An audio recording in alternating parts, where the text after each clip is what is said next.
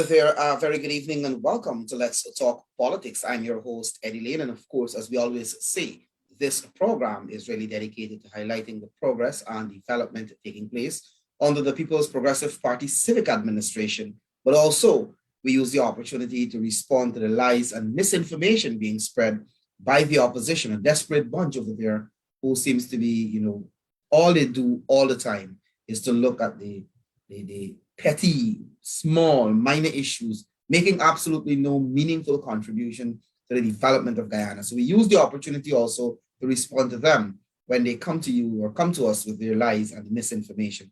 I have with me this evening Sanjeev Datadin.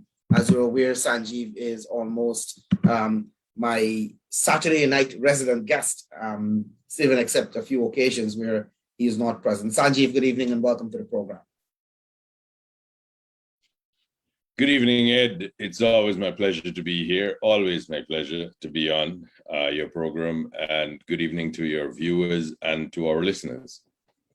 I want to dig straight into this, Sanjeev. And we have seen quite an eventful week for His Excellency and for Guyana, for that matter, on the international stage. The president attending the UN General Assembly as the main event, really, in New York. This is having earlier attended the CELAC Summit of Heads of Government and Heads of State. But the New York engagement, while you had the General Assembly meeting, His Excellency and delegation, which included the Vice President, Dr. Jagdeo, the Minister of Foreign Affairs, Hugh Todd, Guyana's permanent representative to the United Nations, Ambassador Caroline Rodriguez-Burkett, a former foreign minister herself, and of course the Foreign Secretary Robert Persaud, and other officials who would have accompanied the Guyanese delegation, including some of the people from the mission in New York. But significantly outside of the UN General Assembly, which the president addressed, and I think the president has had one of the best addresses to the UN General Assembly, having touched on matters that many leaders don't want to touch on, Sanjeev, issues of reparations, COVID-19 and representing small island states, issues of vaccine, the availability of vaccines for developing countries and the middle-income countries. So in his address to the UN General Assembly itself, the president had a significant, a major, massive, well-received presentation, which he was lauded for by a number of world leaders after he would have completed his presentation. But I think the side events were of equal and even more importance in New York. The bilateral and multilateral agencies and countries that His Excellency and his delegation would have engaged during the 1 week stay in New York, I believe, having looked at what transpired and how countries were willing. And, Dr. Ashley Singh made the point that at the UN for heads of state, the competition and the time, managing the time with so many countries to meet and to have bilateral engagements with, it is almost difficult sometimes for some countries to get access to other world leaders. We've seen the complete opposite, where countries were willing and making Guyana a priority in terms of meeting. I've seen the head of state meeting with the Ghanaian president, delegations from Saudi Arabia, from Kuwait, he met the Brazilian president, and the list goes on. This is a demonstration that Guyana has now returned to its rightful place on the global stage after we would have had that miserable and embarrassing 5 months after the March 2nd general and regional elections, but also the attempts to hijack democracy since December 2018, when the no confidence motion was passed. I know you have followed the events, Sanjeev. Your thoughts, your personal review of how Guyana's outing to the UN would have taken place. Ed, the outing to the UN is very important because what happens for people who might not be so familiar with the process of what goes on is this is a General Assembly where, in essence, most of the head of states actually attend this meeting. And they all have a time slot over a 3-day period to make their speeches and presentation. And not sometimes you would find that for whatever reason, the head of state doesn't go, but they would send a delegation of the number 2 or the foreign ministry or whatever it is. But while over this 3-day period, while you are not actually on the floor making your speech, there is considerable, and I say considerable to be diplomatic, but there is a great rush while the leaders are there over this 3-day period that you meet the ones that you want to meet as soon as possible. And you try to arrange this so that you can actually have the face-to-face contact about much of what you want to do. Now, Ed, one of the things we have to remember about this is the major entities of the major countries of the world are going to be meeting with the major countries of the world. And in many cases, they are taken up with their meetings and they don't have time to meet the smaller countries because it's not on their list of priorities. Remember, every country has its own priority and we can't begrudge that. That's just the way of the world. And sometimes the smaller countries don't really get a foot in to meet with the larger countries and the larger business entities of economic powerhouses of the world because of simply demand and time. But you would have noticed on this particular trip that Guyana has been meeting with many of the countries that, especially the ones associated with considerable economic activity, not all only oil, not all only related to the petroleum sector, but related to agriculture. There was much said about agriculture, our tourism, our economy, what were the pillars upon which the economy, the president identified, what he thought the economy, Guyana's economy was, what he thought were the pillars of the economy and where it was going to go. But then I think for every developing country in the world, President Ali made a statement that will resonate, and mark my words, it will resonate for decades into the future, because this is the first time at the General Assembly, a world leader has frontally addressed the issue of reparations. The equitable reparations that should have been made centuries ago, more than a century ago, it is now being raised in a frontal way by our president. Now, we understand how the international community works. The making one statement by a country, especially Guyana, which is a now rising star in the world, and we are now trying to situate ourselves in world politics. But this one statement on reparations is not going to be the be-all and end-all, but it puts on the international agenda and on the world stage the issue of reparations. Now, we've seen that the world is moving towards that. You know, unfortunately, Ed, what happened with when slavery and indentureship and all of that came to an end, reparations were actually paid to the plantation owners, not the people who they had enslaved, not the people who were the indentured laborers. And there were a lot of people, Mr. Gladstone in Guyana was paid the most money. He had plantations here. And he was paid so by the British government. But quite oddly, they didn't give any reparations to the people who were harmed by this process. And what has happened is, I think President Ali, I outlined and identified it, The second thing about what he did in his speech to the UN, he did that in a speech where they were doing the declaration, the South Africa Declaration about rights. But I think the speech at the UN, there is one statement that he made that sticks with me, and I think it's important. He said at a time when the world is when we should be trying to unite the world, we should not divide the world based on which vaccine you took, whether you took this vaccine or that vaccine, close your borders. So if you took Sputnik and they're saying, well, oh, you mistake our AstraZeneca, you count them as not being vaccinated, when in fact they are vaccinated.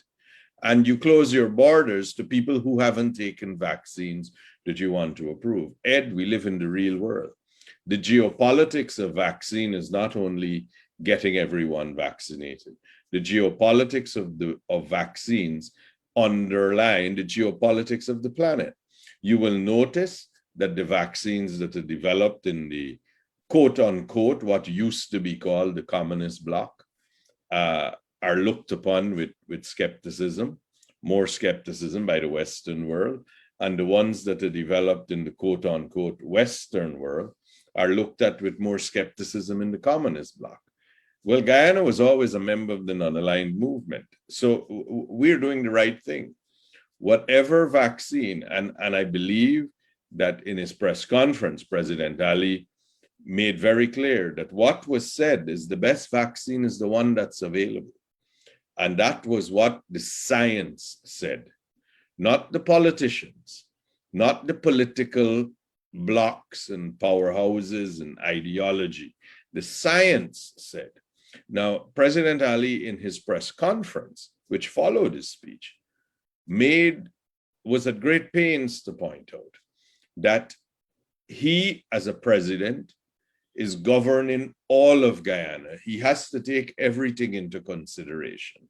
What the people say, what the politicians say, what is being published, he has to listen to everybody.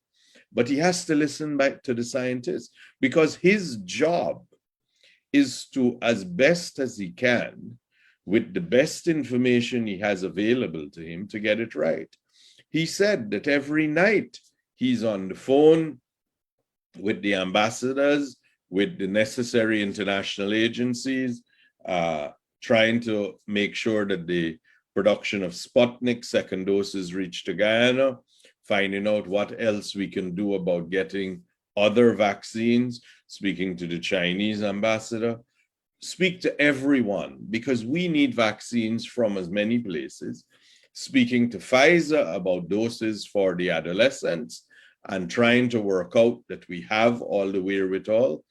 And he's made a public statement to it, which I think is very encouraging, that if a booster shot is determined by the science to be the way to go, the government will adjust its program of activities so that financing is available to facilitate that and to allow for it.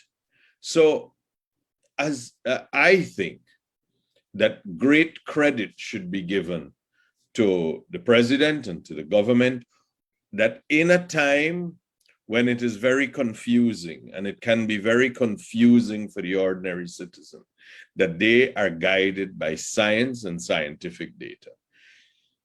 The best data available, the best science that's available, make the decision on what you have now. You can't speculate what tomorrow will be. You can't speculate what may or may not be. You have to govern based on information. And the best information you have, for better or for worse, this is the best information. And if we are to look at, I'm sure you and everybody else look daily at the numbers of how many are infected, new infections, and unfortunately what our casualties are. And you see every day unvaccinated people dominate the lists on the casualties, dominate the ICUs, dominate hospitalization. And you're seeing it every day. So, Ed, I take the opportunity again to beg every citizen of this country, please take the vaccines. There are people who will have ridiculous notions to tell you, but this is the best option available by far. It will save your life. It will protect your family, your community, and the nation. And you got to do your part. Wherever you are, don't worry with all these ridiculous notions about tracking, market the beast, that it will make you impotent. All these kinds of things are no reason. Don't go off the path of what science is telling you in favor of what a man is sitting down and making it up as he goes along. Your health depends on it, your health. So please get vaccinated. And I'm happy you went down that line. We went off from the president's events in New York, and I think we maybe we don't need to spend more time. I think we have discussed a lot of what His Excellency would have done in New York, and I think yesterday's press conference really sums up or summed up the events there and some of the things that happened. But you raised a very, very important issue. And it's an issue that I intended to speak about, and maybe I should do at this point in time. You talked about the vaccination program. The president indeed made good representation, not just for Guyana, but for the developing world on the international stage about the vaccine at the UN and at that significant global conference held by President Biden, the global COVID-19 summit, where the president also spoke. And when you look at the numbers, like you rightly said, today you had 5 deaths. 5 of our citizens died as a result of COVID-19. Unfortunately, the 5 persons who died were all unvaccinated. 3 persons in their 70s, 1 in the late 60s, and 1 that is a woman that is 43 years old. Pretty young, Sanjeev. But they all are unvaccinated. 2 of them in Region 4, 1 in Region 3, 1 in Region 5, and 1 in Region 10. All unvaccinated. If I'm to go to the figures of maybe yesterday, let me see if I can get that quickly. Yesterday, we had another 5 persons who died, all unvaccinated. 1 70 years old and 3 in the 50s, 1 in the 40s. If I go to the day before, Sanjeev, and I'm going through this, I'm going at pains to ensure that I highlight this so people can understand what is happening in this country with regards to unvaccinated people and who should be blamed to. We cannot, Sanjeev, for a minute, ignore the fact that there are people who ought to be blamed. So again, you had on September 23, you had 4 persons die. 2 of them unvaccinated and 1 partially vaccinated, 1 fully vaccinated. And I understand that fully vaccinated person had significant underlying conditions. Hence, they wasn't able to weather the storm, so to speak. But as it is, as we speak, we have over 3,815, over 3,800 confirmed cases, active cases. This situation that we're in, and I want to make this point, Sanjeev, is as a result of some of the people in this country who profess to be leaders, who are making it their duty, who are going at length to encourage people not to be vaccinated. And I'm extremely disappointed. I'm extremely disappointed when people who I know who are vaccinated are busy spreading propaganda about the vaccines and how effective they are, and the fact that they try to tell people that these vaccines are not going to protect them, and they themselves know that the vaccines are very useful and the vaccines are going to protect them.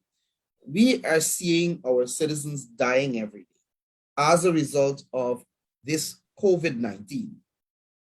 I cannot, Sanjeev, for a minute, understand why people who profess themselves to be leaders are going to encourage persons not to take the vaccine. I can tell you, I was told only today, I was told that the whisper campaign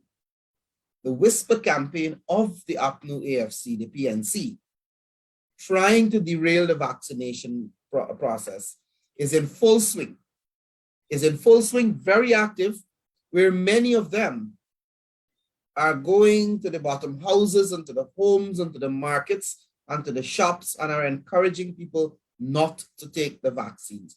Matter of fact, today I was in a store in the city and I heard a member of parliament carrying out his whisper campaign, encouraging people, trying to say that the police and those who are enforcing the COVID-19 guidelines are only going after certain segments of society.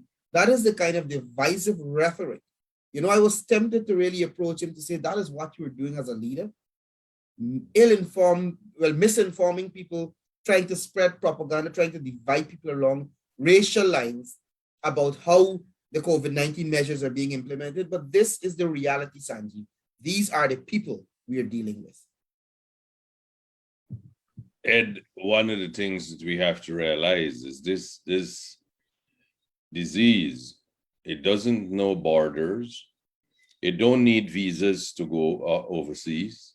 It don't look at race. It don't look at age. It don't look at anything. This is a very aggressive virus. And everybody should take every precaution available. Wear the masks, wash your hands, socially distance, try to isolate if as best you can, avoid crowds, avoid gatherings of large groups of people, and get vaccinated. That's your little over the top that you could do for yourself to protect yourself. You know, we're talking about this, Ed, and I saw a couple headlines on Facebook and things were saying about there are people in the opposition who are seriously saying that COVID-19 has been mishandled and the Minister of Health should step aside. And I'm thinking, what world do these people actually live in? How could they, with a straight face, say these things and expect that people will listen? What is the current issue? When COVID first came to Guyana and we were in a lockdown and all of the things that were going on, we couldn't get tests done. We couldn't, you had to wait on the then Minister of Health. She had to receive the test and then release it. She's not a doctor. She has no medical training. And she had to do this. And that was put in place by the then government. All of that is going on. They said that they took where Lillian Dahl at Ocean View and they made a hospital. When the PPP came into government, that hospital was just walls. We had to furnish it, equip it, putting all the things that were needed so that a hospital can function, put in beds, put in oxygen, all of these things had to be done. Then we're testing at such a rate. We're encouraging people to get the vaccine. We have brought into Guyana, under this government, enough vaccines for all the people over 18 years of age who would like to get vaccinated, all of them. We've even got vaccines for the 12 to 70. All of this is done. What else do they expect? If they're saying that there's a problem, it would help if they stop the whisper campaigns against the vaccine, and if they put the lives of the citizens of Guyana above their personal interests. They have no concept how to handle the pandemic. They have done nothing that demonstrates that they will act in good faith at any stage, or they will do anything in the best interest of this country or to protect the people of this country. I can't imagine that they would do this with a straight face. And who would listen to them? I'm wondering. They make these bold statements. I understand you're in opposition, you're a politician. There are things that you have to do, and you have to do your job as a politician. But seriously, with a straight face, when you know that the APNU, PNC people are all around trying to discourage people to have a vaccine, that are holding protests all around the tongue where people are being gathered who are unvaccinated, and then you're saying that you could handle this pandemic better? Man, give me a break. This is utter nonsense. Utter and total nonsense. There are enough vaccines for people to get vaccinated. People just have to take the time. Go to any one of the centers. Go to the Ministry of Health's page on Facebook or go to their website, and you will see listed in all 10 regions, all the vaccination centers, all of them. And you just need to make yourself available and go. You will get vaccinated. You will get the best protection that you can give for yourself. And Sanjeev, I'm talking about, sometimes we have to spend so much time dealing with this, I don't know how to describe them, this useless bunch, if you want, in the opposition, that these guys have absolutely or take absolutely no responsibility, or don't take seriously, for that matter, their responsibility as leaders. At the end of the day, people voted for them. As much as the numbers weren't there and they couldn't make it into government, they have an obligation to represent, and to represent fully and properly, the people who voted for them. If they don't want to represent the interest of all of Guyana, we will represent the interest as a government of all of Guyana. But they have an obligation. And when you have people who are willing to use those who voted for them or those who support them as collateral damage in a bid to score cheap political points, I'll say to the supporters of APNU, you have to take a step back, you have to rethink your support, and you have to ask yourselves whether these guys really and truly have your interest at heart. Because if they do, they're not going to encourage you not to take the vaccines. They're not going to encourage you to come out and protest in large numbers to get infected. They're not going to encourage in all this, the things that you see they're encouraging, and they're putting you at risk.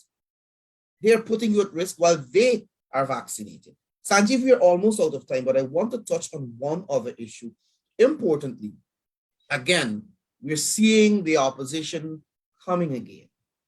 They have attempted to use a tool, and I think His Excellency addressed it because this question came up at the press conference yesterday.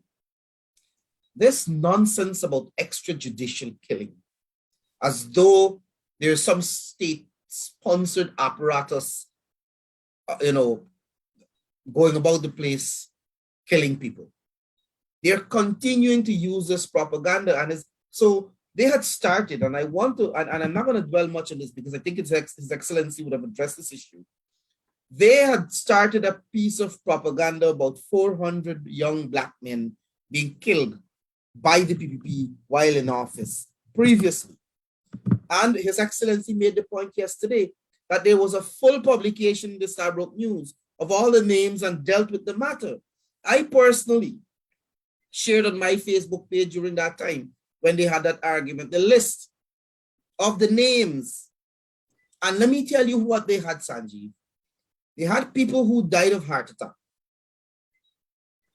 At least 2 members of the Guyana Defense Force that we know died of heart attack were on that list as being victims of extrajudicial killing.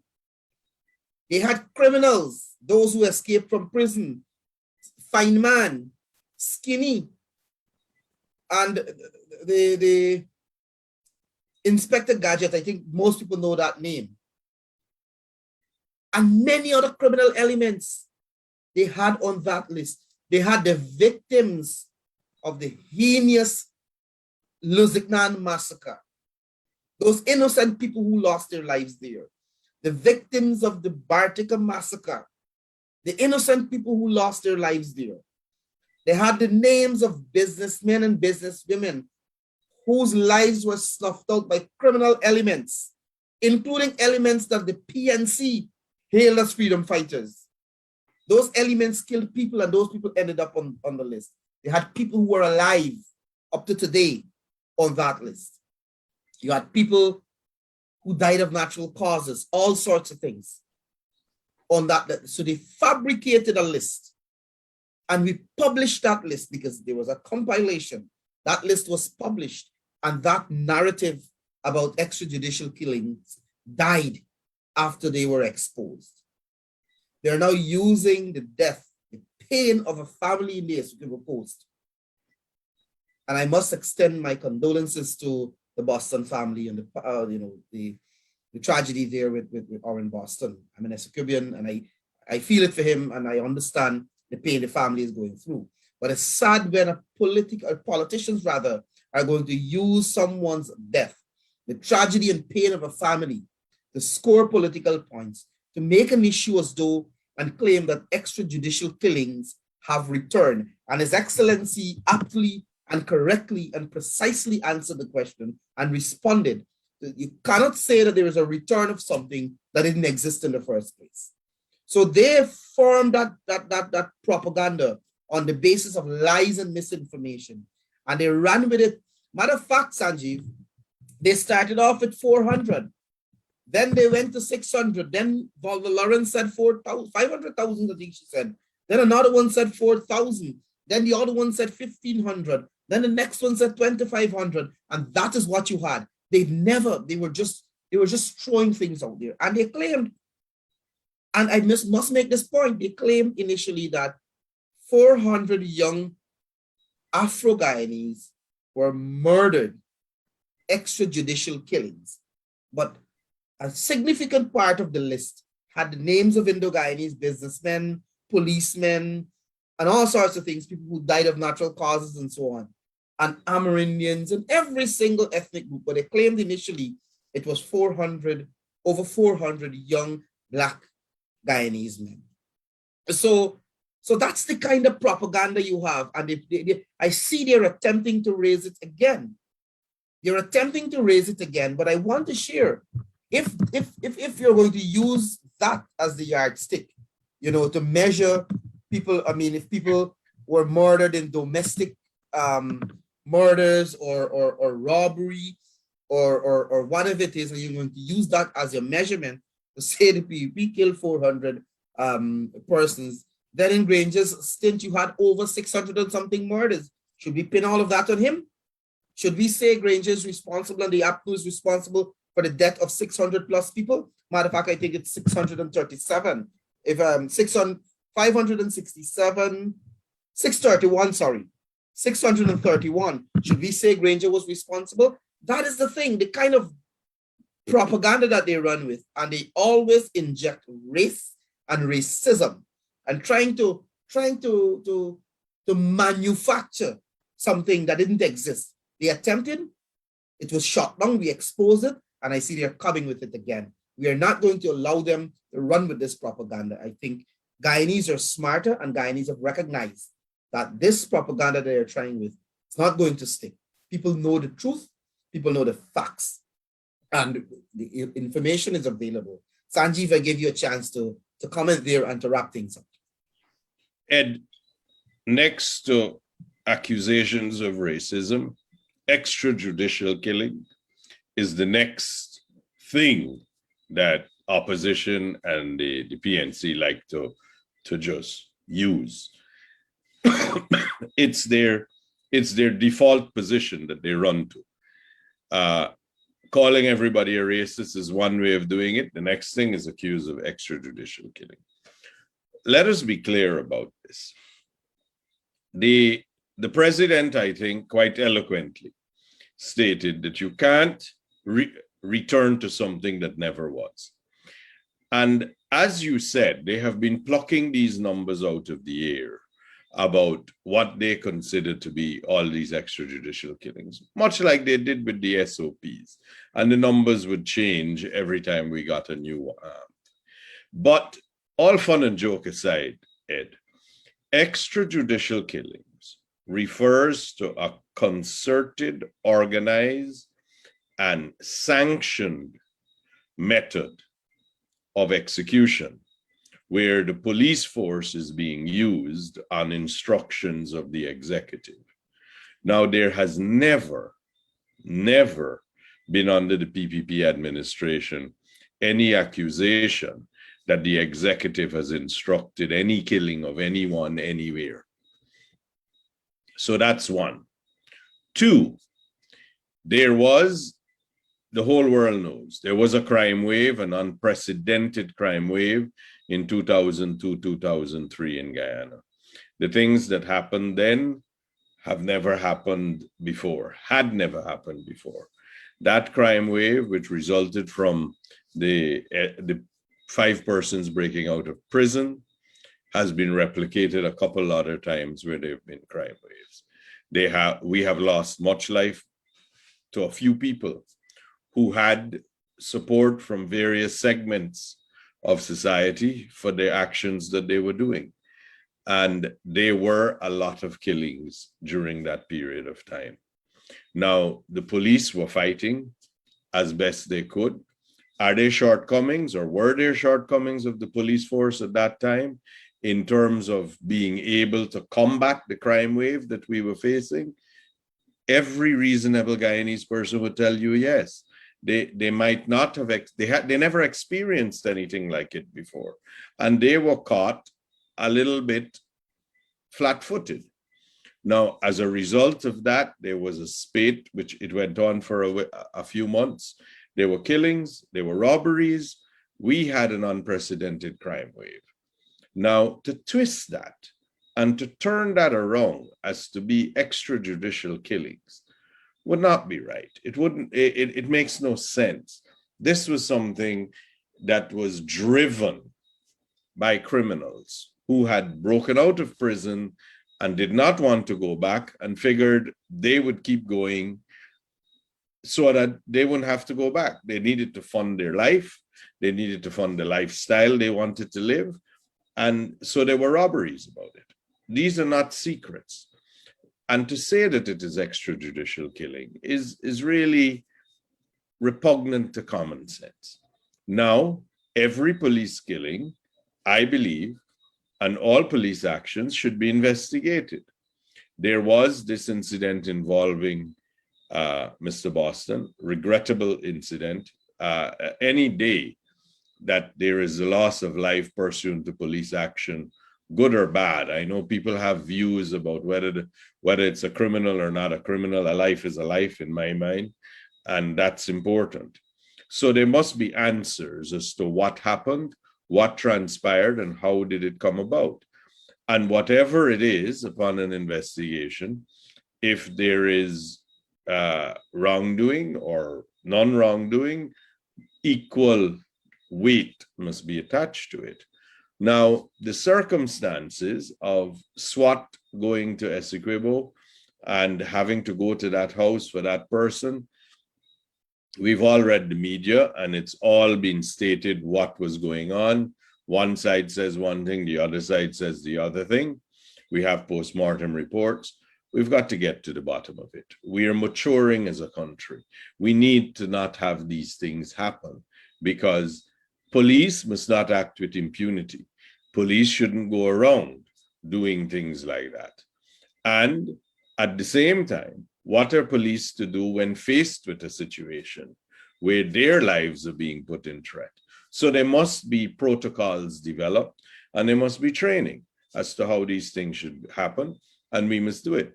But under no circumstances can you classify that as returning to extrajudicial killing. SWAT went up there because there was a report of something going on. They needed to be there because the police that were there thought they needed heavier reinforcements to do it.